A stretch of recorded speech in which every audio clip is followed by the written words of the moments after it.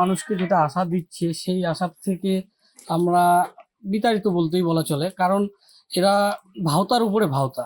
আর এদের ইলেকশন আসলেই একটা জিনিসই দেখা যাচ্ছে, এদেরকে খালি ভাতা ভাতা দিয়ে সম্পূর্ণ কাজ হয় না। 1500 টাকা একটা বেকার ভাতা।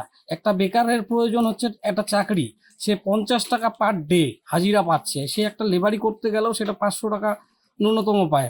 সেই কারণেই আমাদের রাজ্য থেকে দেখবেন, রাজ্য থেকে মানে প্রতিনিয়ত যাচ্ছে, স্টেশনে গিয়ে দেখবেন প্রতিনিয়ত মানে যুব সমাজ চলে যাচ্ছে, শিক্ষিত যুব সমাজরা বাইরের রাজ্যে কাজে।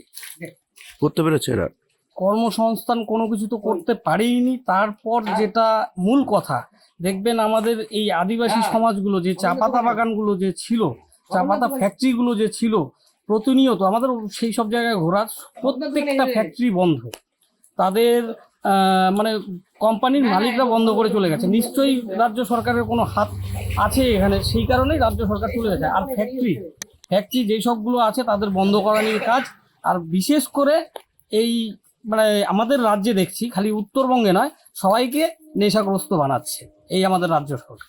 সুরক্ষা তো দেখলেন, মুখ্যমন্ত্রী মমতা ব্যানার্জি এর আগে অভয়া কাণ্ডর পরেই সে বাইট দিল। সে হয়তো নোংরা ছিল, সেই কারণে এরকম হয়েছে, তাদের বয়ফ্রেন্ড গার্লফ্রেন্ডের ব্যাপার সেই রকম ইঙ্গিত দিল।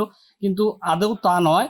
সেই জিনিসটাকে মানে সে নিয়ন্ত্রণ করবে কি না, করা না করে সেটাকে আরো মানে অন্য ইঙ্গিত দিয়ে তার ফ্যামিলিটাকে, তার বংশটাকে বা সেই মহিলা জাতিটাকে নোংরা করে দিল।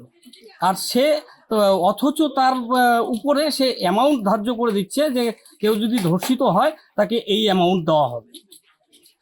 না, মুখ্যমন্ত্রী নিজেই বলে দিয়েছে অলরেডি যে রাত 8টার পরে মহিলা বা মেয়েরা কেউ বাইরে বেরোবেন না।